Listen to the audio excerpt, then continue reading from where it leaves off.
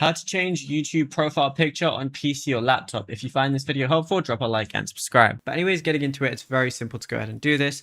All you want to do is open up your YouTube application. Then while you're here, all you're going to do is click the top right where it has the profile icon, and then you're going to see view your channel as one of the options. But then you're going to see customize channel right here once you see your channel.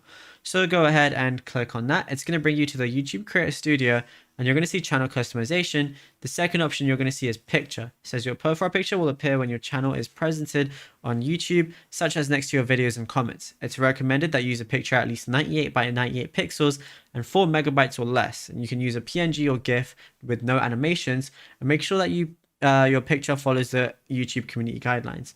So what I can do is press change right here, and I can select any image that I have. So let's say I wanted to go ahead and select this one right here.